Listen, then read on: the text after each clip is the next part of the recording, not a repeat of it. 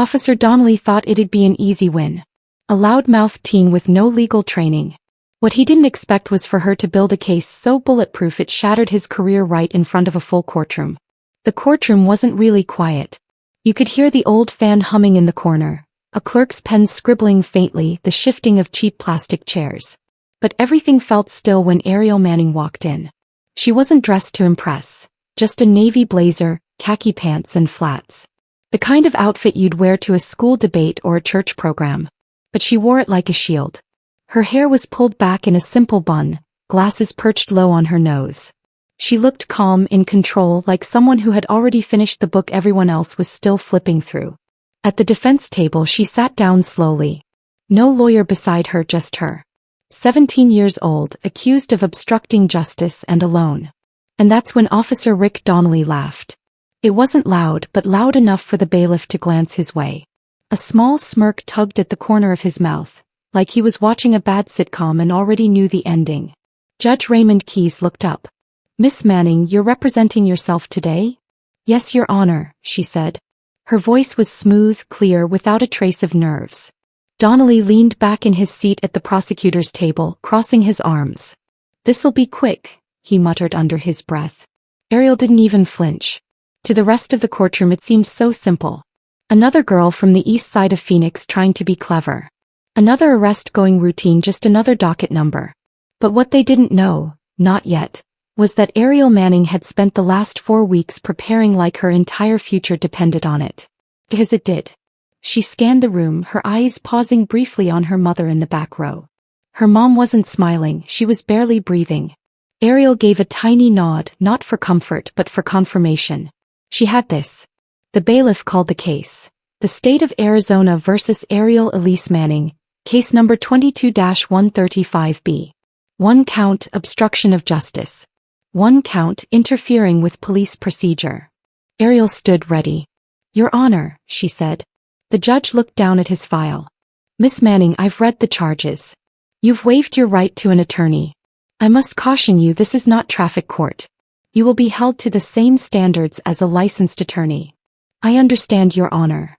Donnelly shook his head like he couldn't believe this was real. A girl like her quoting legal codes, arguing her own defense.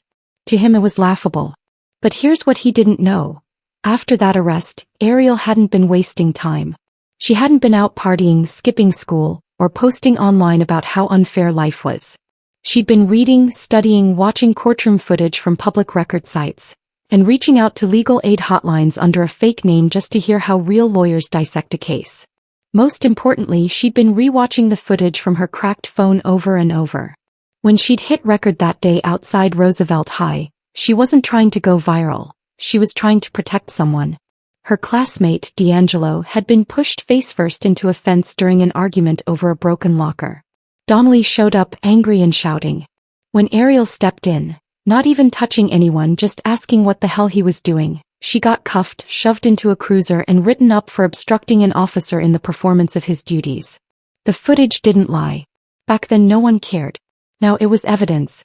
But that comes later. Right now, Ariel adjusted her glasses, took a stack of neatly organized documents from her folder, and placed them in front of her. Donnelly looked bored. She looked ready. But arrogance has a way of collapsing under the weight of truth. And that truth was about to make the room sit up and listen. It happened on a Tuesday, hot and dry. The kind of Arizona heat that makes metal fences feel like stovetops. School had just let out. Ariel was waiting near the corner of South 13th Avenue and West Adams Street, half listening to music, half scrolling through a group project chat. That's when she heard it. Raised voices, a crowd starting to gather. She pocketed her phone and walked toward the noise. A student, D'Angelo Ruiz, a junior with a reputation for being loud but harmless, was arguing with a school security guard. Something about a locker being broken into, someone blaming him. But it wasn't D'Angelo yelling. It was the adult, the one in uniform. And then Officer Donnelly showed up. He wasn't school security. He was Phoenix PD, assigned to that part of town after a recent uptick in petty crime. Everyone knew him. Big square shoulders, sunglasses always on, always resting near his belt like he was waiting for an excuse. Ariel had seen him before. She'd seen how he talked to kids, not like they were people but like they were problems. This time was no different. Donnelly stormed over. He didn't ask a single question. He just grabbed D'Angelo by the arm. The kid yanked back on instinct. No punches, no threats, just fear. And that was enough for Donnelly to slam him into the fence. Ariel froze for half a second, then pulled out her phone. "You can't do that," she said. "He didn't do anything." Donnelly glanced at her like she was gum on the bottom of his shoe. "Back up," he barked. "I'm recording this," Ariel said, her voice steady but loud enough for the other students to hear. "You didn't even ask what happened. You want to interfere?" Donnelly said, letting go of D'Angelo and stepping toward her. "You want to be a part of this?" Ariel didn't flinch. "You're not allowed to use excessive force without cause. I know my rights." "You know your rights?" he repeated mockingly. "How about you learn the consequences?" And just like that, she was shoved against the patrol car, arms behind her back, her phone yanked from her hand. "You can't." She started, but he was already locking the cuffs. "Obstruction," he said loud enough for his body cam. "She interfered with police activity." Students gasped. A few pulled out their own phones. But the damage was done. By the time Ariel's mother arrived at the precinct, she had already been fingerprinted, booked, and told she'd have to face a judge. The days that followed weren't loud. They were quiet, heavy. No lawyer would take the case for free. Public defenders were overloaded. Her mom worked double shifts at the VA hospital and didn't have the money to fight it. So Ariel went to work herself. She remembered what her aunt used to say: "If you want someone to hear you, first learn their language." That night she watched 4 hours of courtroom videos on YouTube. The next night 6. She started writing down words she didn't understand and looking them up. She printed off the police report, read it line by line, highlighting every lie. She reached out to her cousin's girlfriend, a paralegal in Flagstaff. They didn't talk much, but when she heard the story, she sent Ariel a list of resources: legal code PDFs, public case records, video tutorials. It was like throwing a match into gasoline. Ariel didn't just study the law, she memorized it. She learned what judges look for when someone represents themselves. She found cases where young people fought charges and won. She even rehearsed opening statements in the mirror, recording herself on a borrowed tablet to study her posture and tone. School faded into the background. Her teachers sent emails. Some offered support, others didn't respond.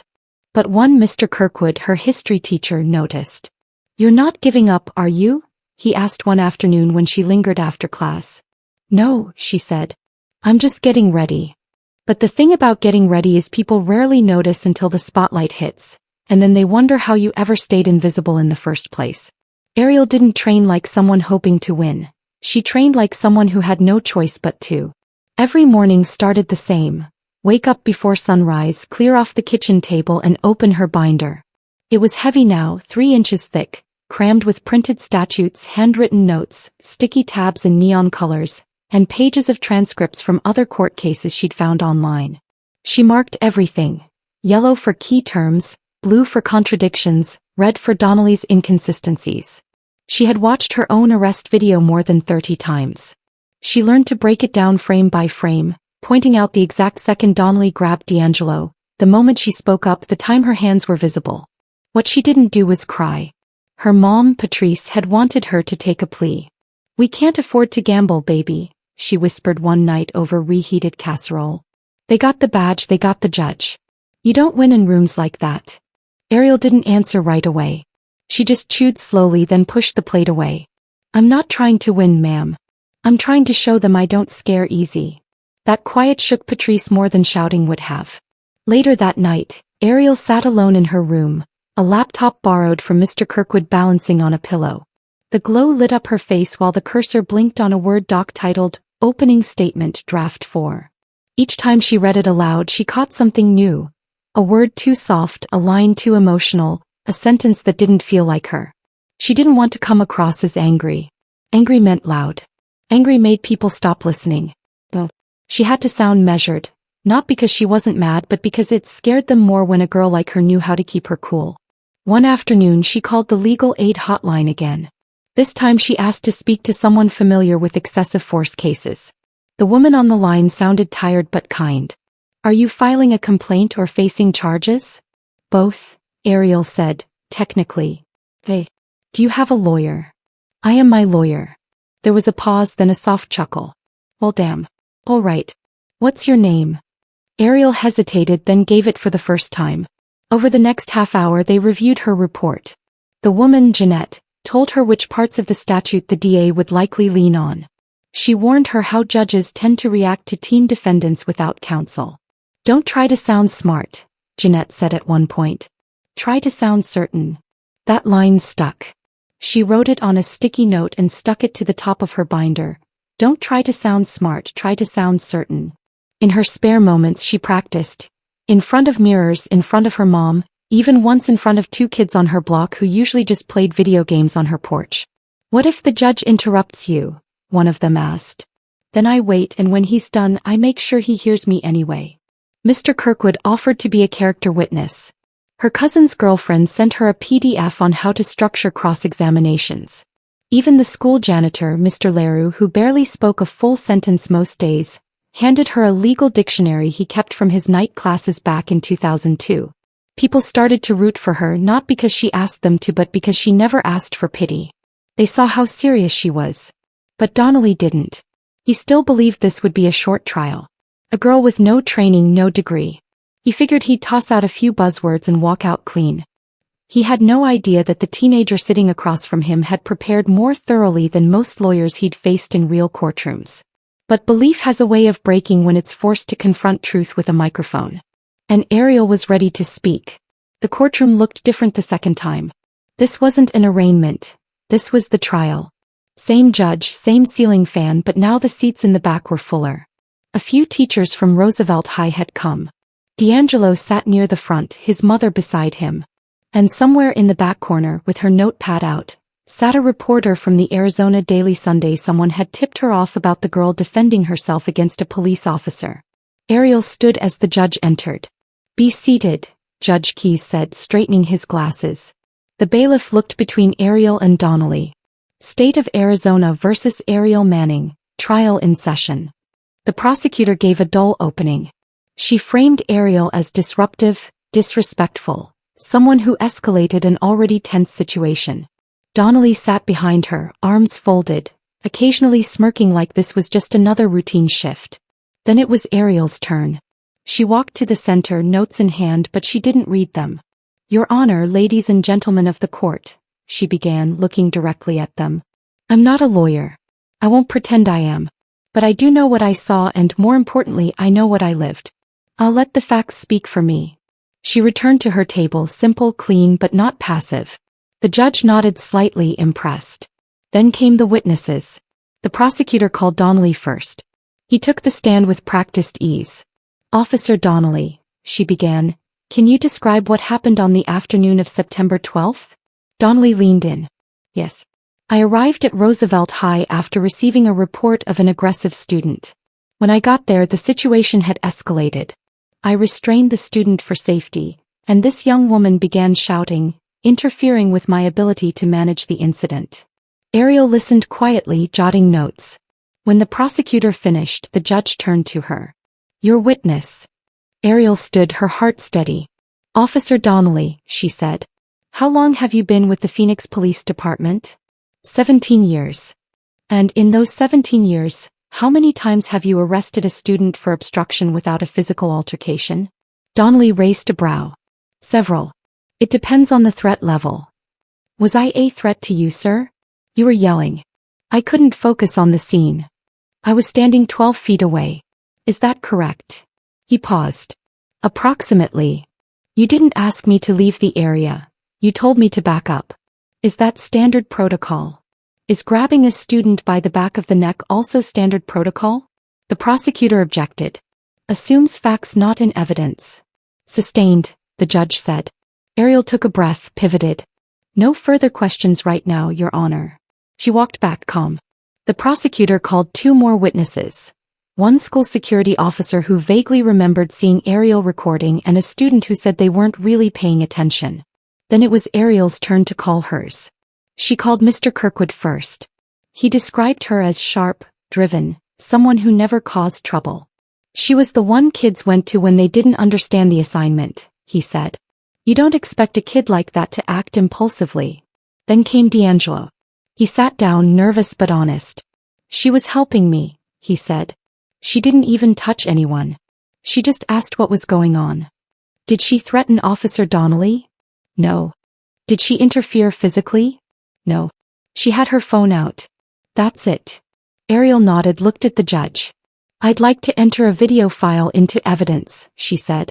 It's from my phone, taken at the time of the incident. The judge allowed it. The video played.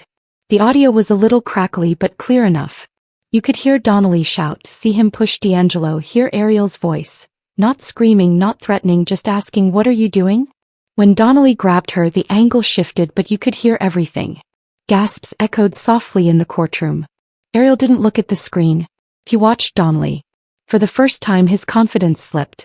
But the thing about the truth is, once it's out in the open, it doesn't go back quietly. The silence after the video played wasn't just quiet. It was heavy. Even the judge leaned back in his seat, fingers steepled, eyes locked on Donnelly. He cleared his throat. "Officer, would you like to respond to what we just saw?" Donnelly shifted in his chair. "The video doesn't show the whole interaction, Your Honor. You can't see the angle I was at. She was provoking a volatile situation." Ariel stood. "Objection. That's a subjective opinion, not a factual correction." The judge glanced at her. "Sustained. Officer, stick to the facts." Donnelly tried again. "I perceived her behavior as threatening." Ariel didn't look angry, she looked prepared. "Officer Donnelly," she said, stepping back into cross-examination, "in your original police report you said, and I quote, 'The subject approached aggressively, yelling, and failed to comply with verbal warnings.' Is that correct?" "Yes. But in the video my voice is calm. I'm standing in place. I never move closer to you. Videos can be deceiving." "I agree. That's why I submitted a timestamp analysis."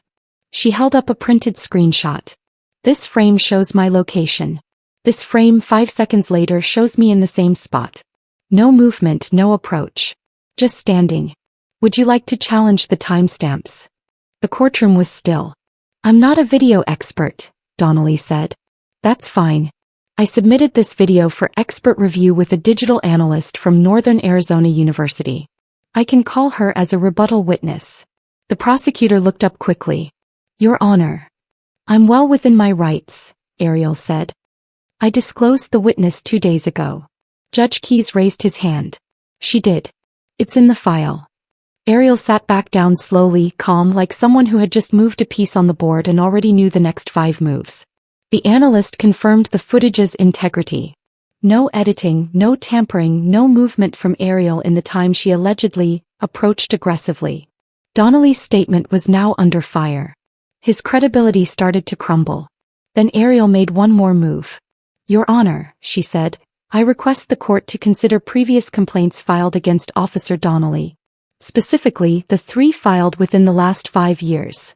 One from a parent at Dunbar Elementary, one from a gas station clerk, and one from a man he detained during a traffic stop last November." The judge raised an eyebrow. "You're referring to public misconduct records?" "Sir. All available through a Freedom of Information request. All filed but never prosecuted." The prosecutor stood. "Your Honor, those are unproven accusations." "Which is why I'm not arguing guilt," Ariel said, turning to face the court. "I'm asking the court to consider a pattern of overreaction, a pattern of targeting people who ask questions. I'm not his first stop, just the first one who brought a binder." A ripple of quiet reactions passed through the courtroom. Not loud but enough to feel. Donnelly looked like a man realizing the room no longer belonged to him. The judge called a recess. When court resumed, his demeanor had changed. He was more serious now, measured. "I've reviewed the footage and considered the testimony provided," he began, "and I have concerns. Miss Manning, your presentation of evidence, your line of questioning, and the context you've brought forward raise valid doubt." The prosecutor sat stiffly, lips pressed. "As such," Judge Keyes continued, "the charge of obstruction is dismissed." Ariel didn't move. She didn't smile. She just stared forward as if her body hadn't caught up to the words yet. "I will also be submitting a formal recommendation for review of Officer Donnelly's conduct, including past complaints and his actions in this case." That's when she exhaled. No cheers, no applause, just a quiet, steady breath. The kind you take when you finally put something heavy down. But vindication is never the end. It's just the part where people start asking how you carried the weight for so long. When Ariel stepped out of the courtroom, the sunlight hit differently. Not in a poetic way, just brighter than she remembered, sharper. Her mom was waiting just outside the steps, arms crossed tight over her chest like she was trying to contain a hurricane. Ariel didn't say anything. Neither did her mom. They just hugged. Not the kind of hug that lasts forever, the kind that says, "We made it. Now let's breathe." D'Angelo walked up with his mom. "You killed it in there," he said, his voice a half whisper. "I didn't even know you could do all that." "I didn't either," Ariel replied. "Not till I had to." The reporter from the Daily Sun hovered nearby, notebook out, but Ariel shook her head gently. "Not today. Not yet." Over the next week the story spread. Not viral, not headline-breaking, but enough. The article called her, "the teen who defended herself and made the court listen."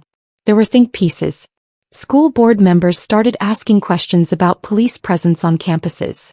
People called the House to offer college resources, mock trial scholarships, even mentorships from Black attorneys across the state.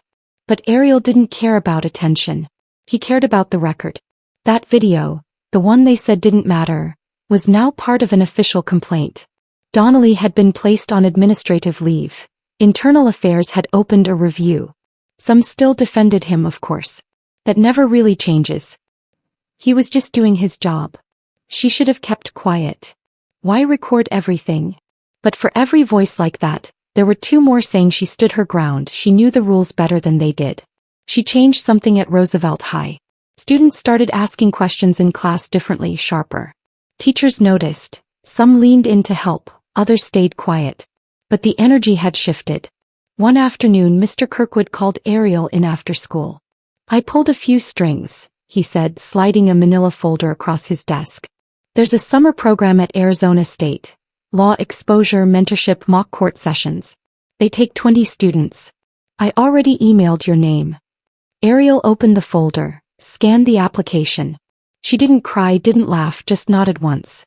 "What made you decide to do it?" he asked. "I mean, really?" He thought about that for a second. "It wasn't just about me. It was about making sure the next kid like me doesn't have to choose between being quiet or being in cuffs." He leaned back in his chair, smiling softly. "I think you've got more than a binder now." She laughed for the first time in weeks. Later that night, Ariel sat at the kitchen table again. This time not with notes but with a blank sheet of paper. She wrote down one sentence across the top. "They thought I came to defend myself, but I came to expose the truth." She didn't know what her future held, but now for the first time she got to choose what came next, on her terms. The message wasn't just about a girl who beat a bad charge. It was about what happens when you prepare in silence, speak with clarity, and refuse to be pushed into a corner. Ariel Manning didn't ask for a fight, but when it came she didn't flinch. She studied. She stayed standing. She showed them that brilliance doesn't always wear a suit or have a title. Sometimes it's just a teenager with a binder full of printouts, a camera phone, and the courage to say, "That's not okay." Because justice doesn't always come from the top down. Sometimes it starts with someone no one saw coming. If this story moved you, share it. Someone out there needs to hear that their voice matters. And if you haven't yet, subscribe. We've got more stories coming. Stories that don't just speak. They remind us what's worth standing up for.